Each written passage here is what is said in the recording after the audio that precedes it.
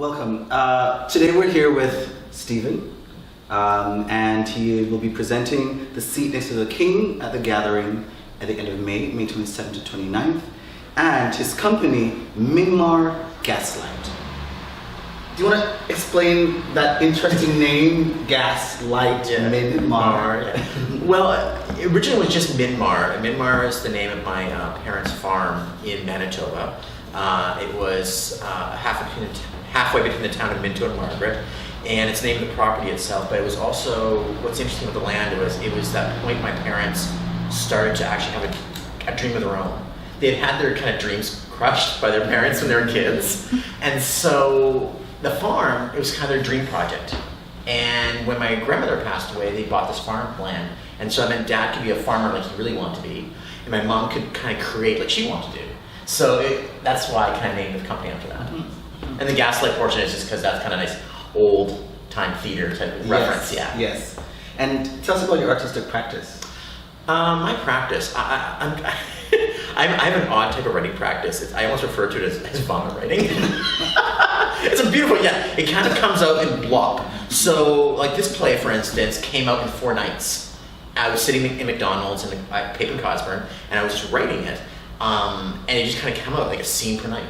Like 4 scenes and it was done. I'm like, oh, that's really weird. But that's how my writing is. I find that I gestate on the idea, and then one time I'll sit down and write, all just come out. All that gestation comes out in one thing. It's kind of my process how I do things.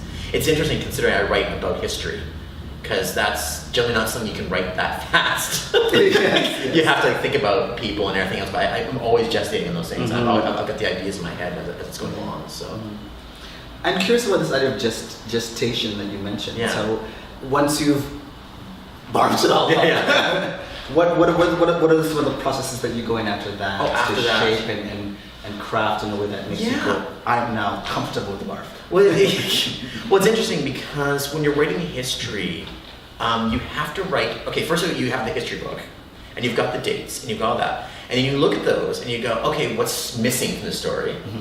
And that's kind of, before I wrote Seat, there was another play I was working on, which really led me into writing Seat, and really thinking about that process. After I'm done writing a play, it's mostly it's fine-tuning. I find, because when it's coming out like, I almost talk about how the characters are speaking to me. And it's actually after a while, the characters just kind of tell their story themselves. And so I just kind of let them speak. I just let them be themselves, let them speak. And that's why that process of the quickness that I write really does kind of connect with that idea. I'm curious about going back before the Seat, going back before Myanmar Gaslight. Yeah. And really, we were talking off camera about the importance of the arts, or the importance of in that. When that spark arrived for you that this was going to be a journey, a life? Yeah. It definitely wasn't theater first, because the town I grew up in had no theater. Not really. It was a town of 100 people. We had a Christmas concert at Christmas, and that was it. That was theater.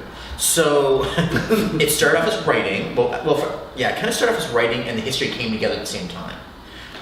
Writing because I started to watch. I watched TV. My little town got like videos in, and I watched like the oddest videos. Like they would get this collection from the bigger city, and they didn't differentiate what kind of movies there were. So it'd be like foreign films, documentaries, and all this. I got sucked into that. I loved it. I was the only person renting them. It's sad because no one else was renting. The history portion was my mom and dad. My mom bought us the World Book Encyclopedia set. And when I was a kid, the best part about the World Book was the presidents. The U.S. presidents were the only part in color in the entire book. And so I got sucked into that world. I fell in love with it. And my parents, instead of like going, okay, this is the weirdest kid ever reading about Teddy Roosevelt and finding fascination, went, well, why don't we go to Mount Rushmore? And I'm like, oh, yeah. And so I remember this like trip to Mount Rushmore being like the pinnacle of my childhood, because it just completely evolved my love of history. Now, the theater side of things, I was in music mostly, and so music was a lot of fun for me, but a lot of music was learning about musicals and learning about that kind of weird sense. I've never seen Phantom and Les Mis when they toured through Winnipeg and stuff, but it was university when I wrote my first play. I took my first theater classes from university, and I just fell in love with it. Just the idea of these characters just kind of speaking through me was just, it came so fast and so quick, and I just fell in love with it. curious also about your journey to Toronto. How? Yeah. So I grew up in the 100% town first, and then I lived in Brandon, which is about 50,000, well 40,000 at that point. Well, it's a big city there. 40,000, but we moved to 50,000 and I got the meat packing plant. Because that's how small towns work. And yeah, sorry. Industry based. Yeah, totally, exactly. And definitely not the arts. It has almost no theater either. Then I moved to Regina, Saskatchewan, which is about 200,000 roughly, and then I moved from there to Toronto. And so it was just kind of this evolution of bigger places and stuff. I refer to it as the learning that you need a driver's license, you need a driver's license, you need a driver's license, to the point you don't need a driver's license anymore. Like, you don't need it here. My parents stopped liking me at that point. But my art, like that process of going through, Regina was a big escape for me, because, and I know people think Regina, Saskatchewan is an escape for something, but when you're in a small town, 100 people, 200,000 people is a huge escape. And so it was where I could develop myself. It was where I found out who I was, coming out as gay myself. That's where that came out. And Regina, again, not the pinnacle place to come out as gay. But I had a great process. I had, I had wonderful teachers. I had this wonderful, and they were embracing like kind of the queer identity. They were embracing not too much diversity, but it was trying. 55% international students there. So there was some of that coming into it. So there, a lot of those parts of the process also coming into play there. I can see that. Yeah, I remember that's where I learned about the character who's in Seat, was actually in university when I was coming out.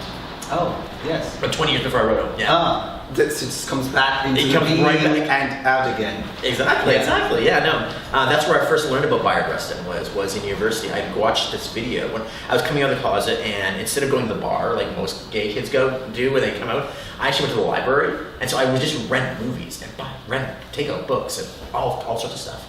I remember this video called Out of the Past. It was about a young girl from Utah who decides to set up a straight gay alliance in her school. And she thought it'd be really easy. And then it ended up going to the Utah Supreme Court. But in between her story were these little vignettes of Americans, queer Americans, and the last person was bi-breasting. And I remember watching going, this guy's incredible. Like, who is this guy? And why have I never heard of him? And why is this, that sort of thing. And then his story just kind of disappeared from me for a little bit and didn't pop up until almost 20 years later. Yeah. So I'm curious on and going a little bit further into something you mentioned as a revelation for us, and it's something the order of words are interesting for me. Queer artist, or an artist who happens to be queer. Yeah, I know, it's a hard one, isn't it? It's I find it is. I think it's. I just say queer artist just because. In this community, there's so many acronyms for everything. Yes. It's like person of color. It's like we keep adding things, and so it's like I don't know how. Like if someone were a person of color, would they also and queer? Would they say person of color who's queer? Like it gets longer and longer. And anyway, I think I've talked to people about the idea, and they'll say, "Oh, are you this type of artist or this type of artist?" I said, "I'll just say queer. Let's get it over with." I understand. There's so many different communities and so much thing, but if we use that longer acronym, I don't even know the order of it. It's like pie. It's like there's no end to it. There's no end to it. And I think the way to embrace that is that I think queer's a way of embracing all those identities, and that's the way I look at it. Yes. It also allows someone who is not as embracing that community or not as knowledgeable of that community to feel like they're not being like inundated with something. You know what I mean? Like an experience. With different compartmentalized pieces of a larger. Yeah, exactly. I think it's. I'm very much about the idea of trying to make connection, and whatever makes that connection just a little bit easier for them, then now I think that's the best way to go about it. Honestly. And the reason I ask, in all matter of all transparency, is because for CPAMO we work so much in equity and diversity and inclusivity, leading towards pluralism. Yes. So unpacking these things, I think sometimes are really interesting. Where sometimes people see the work that you do, they will see the seat next to the king, and not understand the larger context that are involved in the work, or the larger ways that the work is actually informing different things. Yeah. So this is for me a great segue to ask about what can attendees or participants in the theater, in the space, expect from the seat next to the king? What's involved? What's involved? Well, we're going to be doing a reading. Usually, when I've done readings in the past, I've done the first scene of the play, because it's really it unpackages so much the play very quickly without you really knowing the characters at all. By the time you get to know them purely by what they say versus who they are. And I think that's what the first. So Connor and Kwaku are going to be reading the first scene of the play. And so I guess you should try to tell the premise of the play. I guess that'd be probably good. So it's set in 1964. It's about a white man who walks into a public restroom in a Washington D.C. park looking for sex, and a black man comes in right after. And they're actually based on two real people, which is Bayard Rustin is the person of color, as well as Walter Jenkins, who was Lyndon Johnson's secretary. And they both had incidents within that year that would have it is a possibility they could have met. And I found it so fascinating these two men could have met. And so the two actors are going to be reading this scene when they first meet in the washroom. And it's a very different scene. I remember my director, when she first read it, for the first 3 pages, she had no idea what was going on. But she was kind of floored at the reversal of the characters in their level of confidence and their level of, she was kind of floored by it because Bayard is so forward. He's ridiculously intelligent because he was, but he's so fearless. And she said, well, why did you decide to do that? And I said, well, because what else has he what hasn't he faced already? He's hated by people of color because he's gay.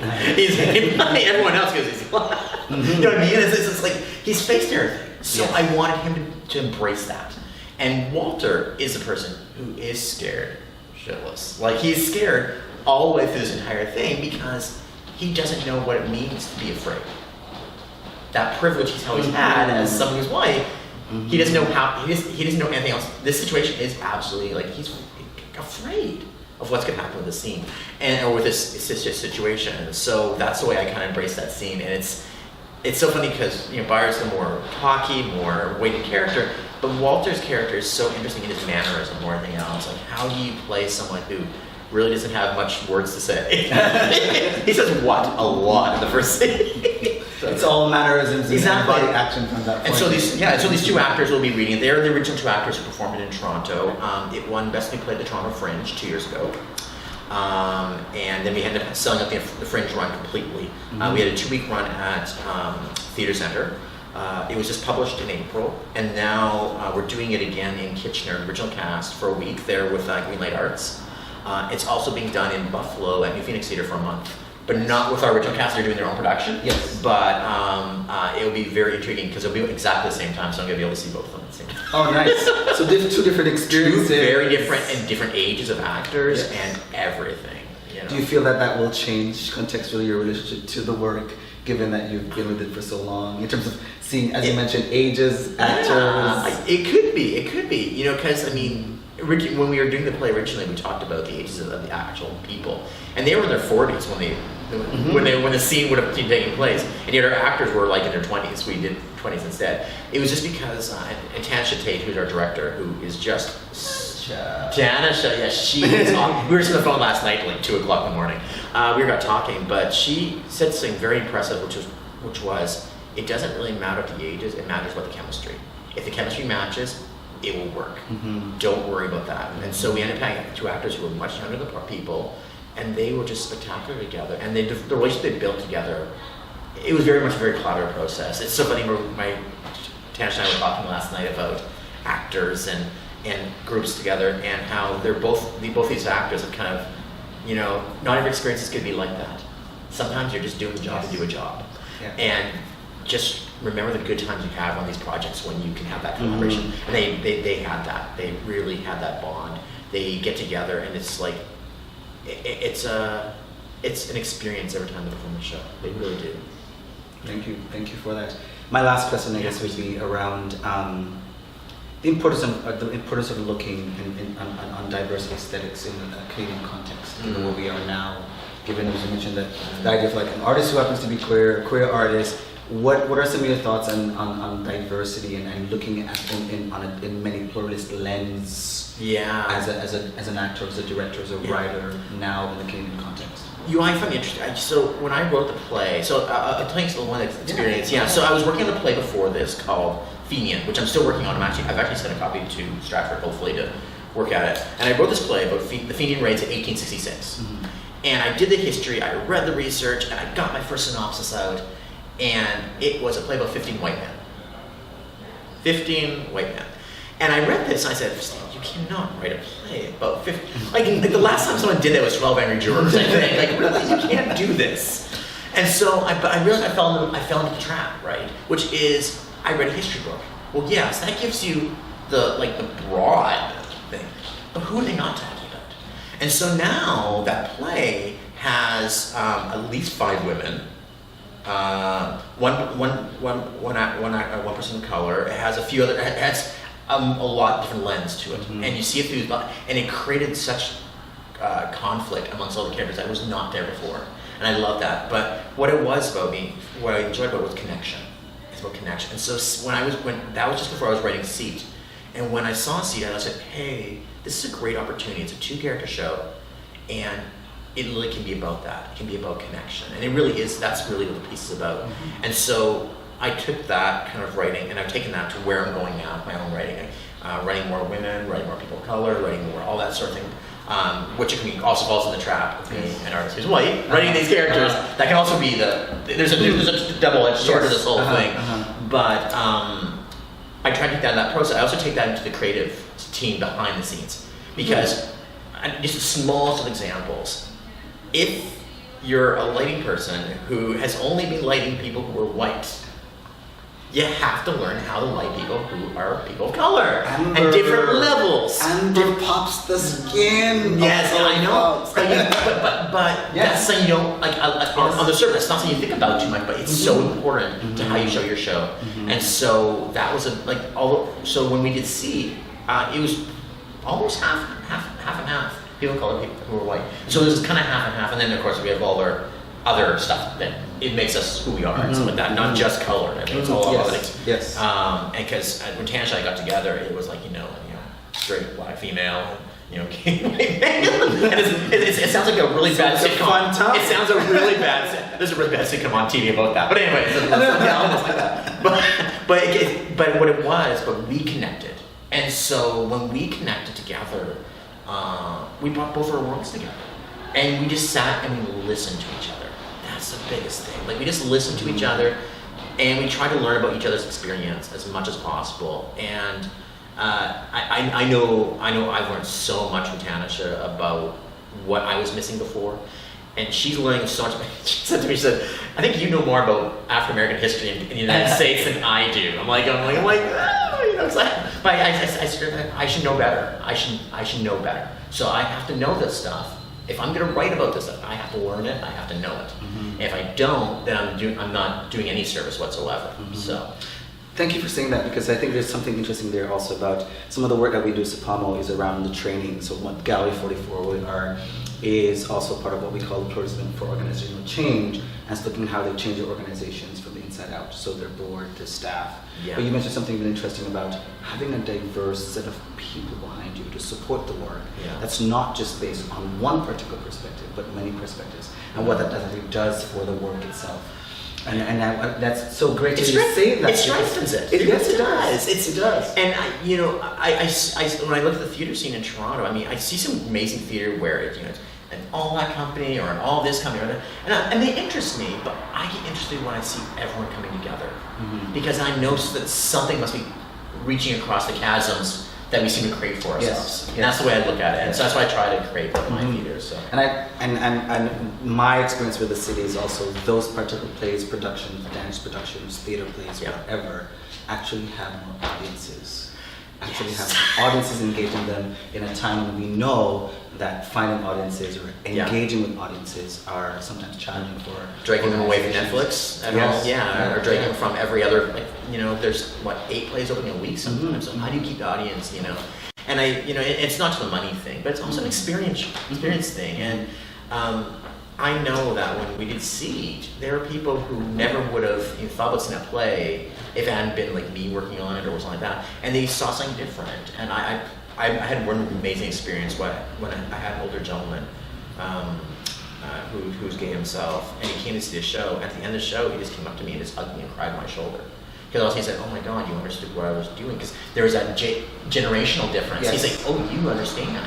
Yes. You weren't there, but you understand. I'm like, well, I had to do the reading, I had to do the research, I had to do, what was that experience in time? So yeah. You're hitting so many points. Now we're Sorry. intergenerational conversation around, because we're also in a contemporary time where we have a lot of things favoring youth. But here you are hitting another point about interacting and thinking about audiences and persons who are this work is applicable to. That's not just one particular generation, but it actually cross generations. And that's also, I guess, the power of understanding history, one's place in it, but also understanding one's privilege in what it means to be in a contemporary society. Yes. Well, I mean that's also a big thing. Like, privilege. Privilege is such a huge word in our day, and you don't realize what that is. Like, oh, you understand for what it is. Oh no, yes. That's not what I meant. No, yes. We walk in the room, and I call my privilege for some people, and they go, "Well, talking about," and I go, "Well, I have to understand that I have a privilege." Well, what's funny is Tanish are doing another show at Kingston this summer, and it's called Statute of Limitations. It's dealing with the Confederate statues in the States. And the idea of tearing them down, or what do you do with these statues? Because it was the research on it was so fascinating. Like I was just doing, and Kingston is having a challenge with that because Sir Johnny MacDonald. That's when the idea came up. I said, "Oh, we're in Kingston. This is a great idea." Because and we're like, "Oh, is that really the same thing?" I said, "Oh, very much the same thing. We're just not seeing it through a different lens. Yes, we're not seeing it through some when you look at those statues, it's like you're going." They're in front of public places where you have to go into in order to do business of some sort. So how does it feel to be walking by a guy who literally decimated your culture? And what does it mean to have that historical marginalization now as a visual marginalization? Well, and it splits up too as well.